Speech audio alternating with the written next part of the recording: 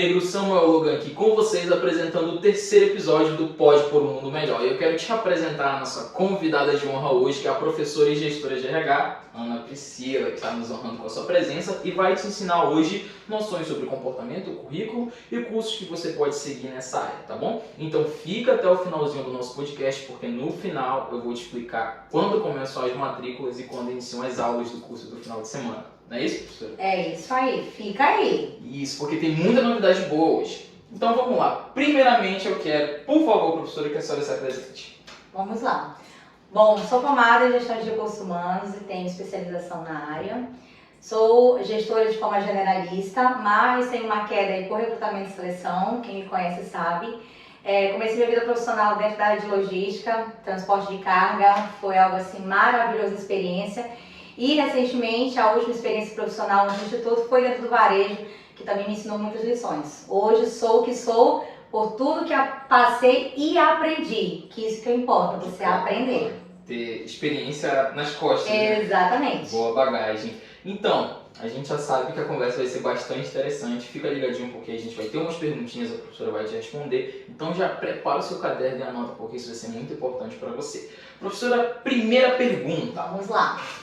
Acredito que seja uma curiosidade geral, tanto da pessoa que está em casa quanto a minha. O que faz os olhos de um recrutador brilhar? Tanto na entrevista quanto no currículo. Ele ter, não digamos assim a certeza, mas dizer que ele está bem próximo daquele candidato, mais próximo do perfil que ele tem. Não vou dizer o ideal. Não é ideal. Não é o ideal porque a gente sempre tem algo a melhorar, mas é aquilo que ele está procurando para aquela necessidade naquele momento. E no currículo? Tanto serve para o currículo quanto na hora da entrevista? Sim, tem que haver uma junção, porque o currículo ele chega primeiro do que você. Se você não souber fazer um bom documento, o logo vai ser eliminado lá no papelzinho. Então, e eu posso não aproveitar o profissional pessoa porque o papel dele não foi muito bem feito. Então os olhos já tem que começar a brilhar desde o currículo. Desde o currículo, exatamente. Ó, a segunda perguntinha. O que as empresas, isso aqui é um pouco mais complexo, eu acho. O que as empresas estão buscando em um colaborador atualmente? Que você seja o que você diz ser e que você saiba de fato fazer o que você diz que sabe. Porque o que mais acontece, eu sempre uso esse exemplo, você diz que você é uma pessoa proativa, mas você não arruma a sua cama. Então você é proativo em que sentido e em que circunstância? Se eu sou proativo, eu sou o que arruma a cama, como aquele que arruma a minha mesa de trabalho. E se eu digo que eu sei fazer uma planilha de Excel, eu não vou colocar apenas no currículo que eu tenho um curso. Eu vou pegar o notebook e vou saber fazer com maestria aquele relatório. Então é isso que a gente procura encontrar. De fato, aquilo que você diz ser e aquilo que você diz que sabe. Tá, professora, uma pergunta que veio na minha mente agora. Uma pessoa que não tem uma boa bagagem, tem uma boa experiência, tem conhecimento, mas não tem currículo. Não tem certificado, não tem provas. Como é que fica a situação dela? Então, é quase uma agulha no palheiro, porque a gente começa pelo inverso. Das empresas abrirem oportunidade para pessoas que não têm experiência ou que não têm como provar. Eu sempre digo que no currículo você pode colocar que você trabalhou avulso. Talvez você tenha aí, sei lá, trabalhou 5 anos na padaria do teu tio, na área das finanças. Você tem algum conhecimento? Sim, já tem uma noção. Exatamente. Você tem um nível de responsabilidade que você muitas vezes não vai conseguir comprovar num certificado. Mas você saber fazer um bom currículo e encontrar uma empresa que dá oportunidade para vocês, já é meio caminho andado. Você ter networking, pessoas que vão abrir portas para vocês, também é meio caminho andado. Mas é um caminho assim, um pouco mais difícil, porque as empresas sempre pedem com experiência até coisas que não deveriam ter experiência no momento. Mas não é impossível, você precisa realmente trilhar os caminhos certos, pessoas certas e não parar. Entender que você tem um potencial com ou sem certificado. Você tem que saber fazer. O certificado ele vem como, digamos, para só testificar que você ficou sentadinho assimilando conhecimento. Entendi. Tem tanto a prática quanto a técnica. Exatamente. Então vamos lá. Isso aqui, muita gente de casa já passou por isso, eu já passei por isso, eu acho que a senhora já passou por isso. Existem cursos chaves para se ter no currículo? E quais seriam esses cursos? Bom, digamos que eu digo assim, aquele que é padrão. O informática básica e avançado você tem que ter, porque independente se você vai trabalhar, por exemplo, como um AGP, você vai precisar saber colocar lá naquela linha do Excel a entrada e saída de pessoas e veículos. Como do analista financeiro, você vai também precisar dominar o Excel. Informática básica é imprescindível, tá? Uma coisa que você precisa também hoje, como um plus, como um diferencial, é você ter um curso aí de rede social. Tem funções vagas aí que estão pedindo que você tenha um pouco de noção de saber, por exemplo, o que é LinkedIn. Se você não tem LinkedIn, automaticamente você não sabe usá-lo. E se você o tem, precisa dar uma manuseada, porque em algumas atividades, como no caso de auxiliar administrativo, estão pedindo noção de redes sociais, tá? E o batidão que a gente vê que sobram várias vagas no mercado, o Excel avançado. Hoje tem vagas no mercado que o Excel avançado, ele é o carro-chefe até mais do que o inglês.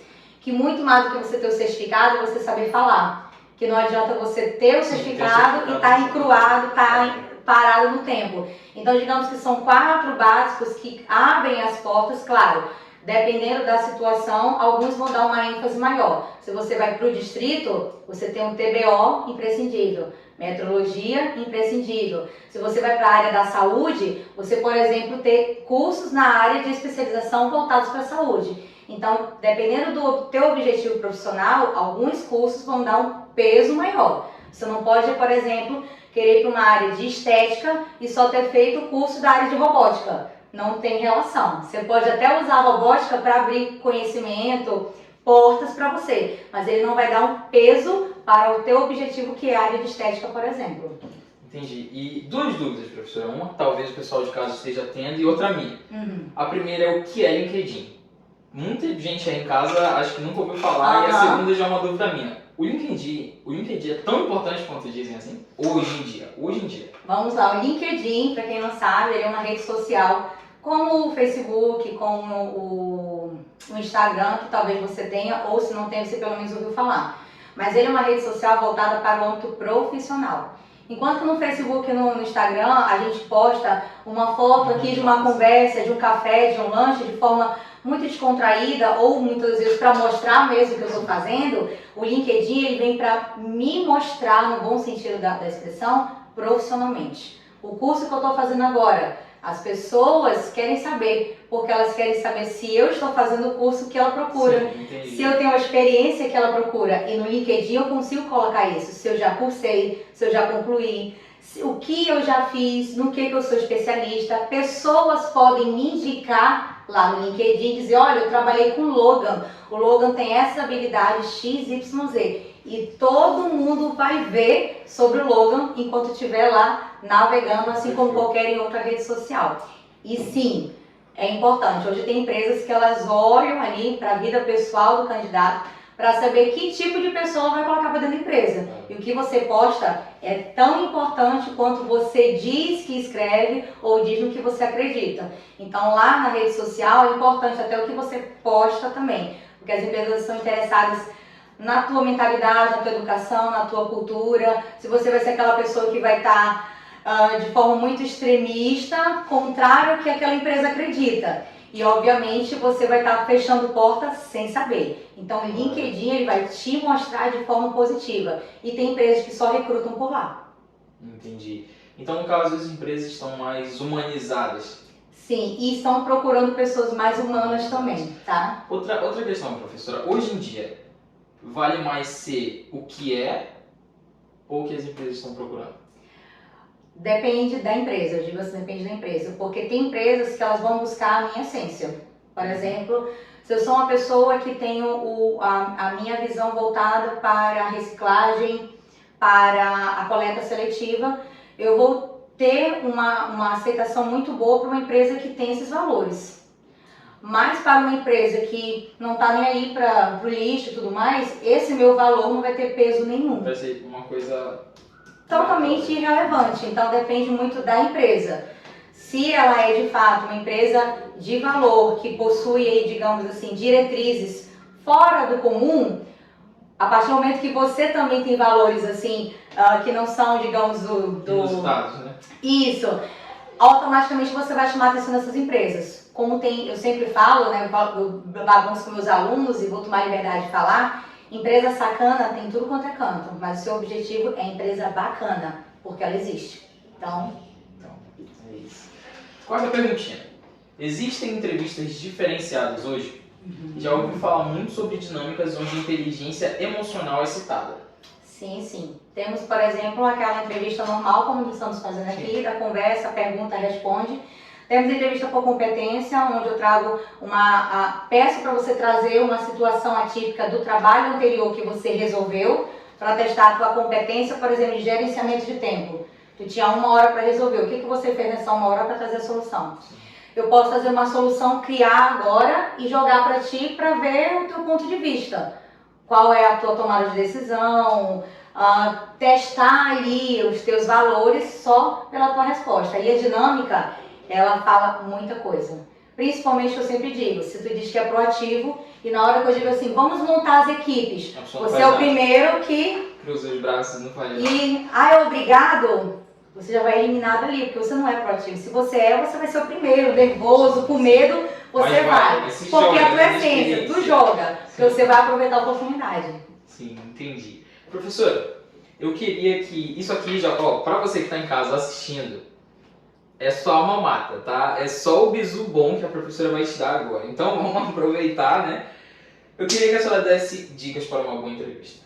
Porque, pelo que a senhora me disse, numa entrevista é muito diferenciado hoje. Sim. Nem todas as entrevistas, normalmente a gente está preparado para ir para uma entrevista naquele bate-bola, completamente nervoso, tenso. Só que muitas das vezes a gente vai se deparar, principalmente quem está em casa, se deparar com situações onde vai ter dinâmica, vai ter coisa que o candidato não vai estar esperando. Então, faça um vídeo de você mesmo. Faça um vídeo. Dica. A pessoa vai dizer assim, como tem alguns processos seletivos que são online, Sim. Ele pede você fazer um vídeo. Se você não sabe mexer, por exemplo, no Meet, lá do Gmail, você não sabe fazer um vídeo sobre você, não sabe falar sobre você já está atrás da concorrência. Então, tem noções básicas que a gente nem sabe que tem, mas que já são básicas aí para pelo menos estar inserido, né? Na questão da entrevista. Professora, isso já é uma dúvida minha também. Questão pessoal. Gestão de RH, na hora da entrevista, na hora da seleção, a senhora se depara com alguém, a senhora ou outra pessoa, algum aluno que talvez chegue nesse nível, nesse patamar, se depara com alguém muito próximo. Como é que a gente pode segurar a barra quando aquela pessoa não é competente, não é o que a empresa está esperando, segurar a barra e eliminar ela? Bom, é aquela questão da inteligência emocional, tá? A inteligência emocional não é você não ficar triste, não é não tomar decisões, tá? É você saber tomar a decisão certa baseado nas emoções diante de situações que você não pode mudar, tá? Se deparou com uma pessoa que ela não está dando o resultado necessário, você tem que ser profissional, o que não é fácil. Tá? Inclusive o próprio recrutador, a gente tem experiência de pessoas aí que não sabem fazer entrevista, são evasivas, são mal educadas, fazem perguntas totalmente fora de noção e que não vão de fato medir ali se você tem as habilidades necessárias. Mas você precisa focar no seu profissional. Eu sempre digo para os meus alunos, eu sou exigente, brinco sempre com eles que eu nunca vou descer o meu patamar e nunca vou comprometer o meu nome por absolutamente ninguém. Se a pessoa não entende que ali é o meu trabalho, então ele não merece a minha amizade se ele deixar a partir daquele momento não querer falar mais comigo. E dependendo da pessoa, ela vai entender que de fato, com fatos contra fatos não há argumentos. Se eu chego para você e digo assim, olha, um exemplo do Excel, a tua planilha está faltando dados, eu preciso disso. A partir do momento que eu te mostro a tua deficiência naquela atividade, você vai argumentar o quê? Não é uma questão já pessoal. Não, se eu venho com fatos é uma coisa. Agora se eu digo, olha, sabe, não tá dando certo.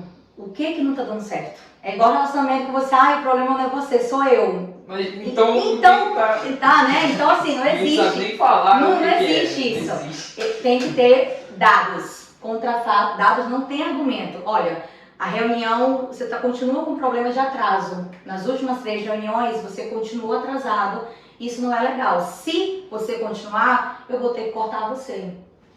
Se a pessoa respeita quem você é e o teu profissional, ela vai dizer, puxa vida, bacana. E depois dali vocês vão tomar café. Se ela ficar com raiva de você, é porque ela não é profissional. Aí você tem 2 escolhas. Ou você se mantém profissional, ou você se mantém amigo dela. E vai você e ela pra fila do cine.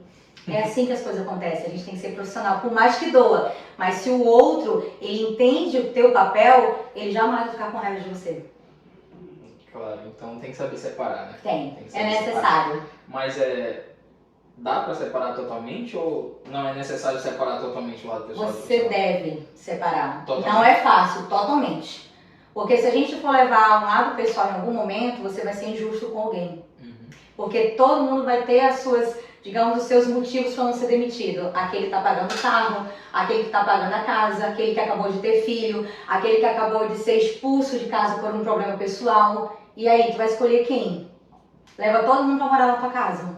Não, não é assim. Por mais que pareça ser muito radical, mas a gente tem que entender, gente, que o profissionalismo é isso. A gente tem que fazer o lado pessoal que dá o meu alcance. Puxa vida, eu vou tentar com o meu chefe mais um mês pro Logan.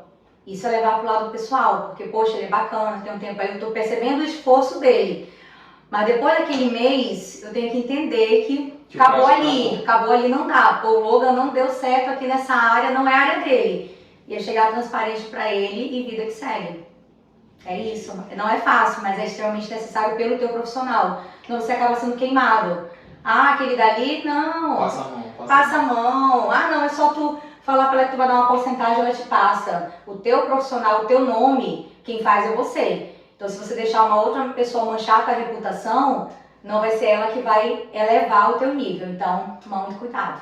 Entendi. Poxa, professora, muito obrigado pela conversa. Eu espero que você que ficou até agora tenha anotado todas as dicas e visões que a professora te deu. E para você que ficou até o finalzinho do nosso podcast, eu, professora, a gente tem uma novidade excelente para te dar. Os cursos do final de semana estão chegando aí. Arrasou! E a primeira data de matrícula eu tenho para te dizer agora, vai ser no dia 24 de fevereiro agora, tá bom? Daqui a 2 semanas, se eu não me engano. Então você não pode perder essa oportunidade. Fica ligadinho no nosso Instagram, nas nossas redes sociais, porque a gente vai te avisar. Além da gente estar te falando agora a data da matrícula, dia 24 de fevereiro, a gente vai passar uma semana te dizendo que as matrículas estão chegando, que o dia das inscrições estão chegando. E se liga, os cursos eles vão começar dia 2 de março, tá bom? Então já tá logo aí, não perde essa oportunidade, fica ligadinho nas nossas redes sociais, segue o Instituto Rio Negro e se prepara, porque daqui a pouquinho chega o 4º episódio do Pode por um Mundo Melhor. Muito obrigado pelo seu tempo, professora. Muito obrigado por nos honrar com a sua presença. Eu que agradeço. Tá? Então, para você que fica aí em casa, que Deus te abençoe. Um forte abraço e vem fazer parte da família do Instituto Rio Negro.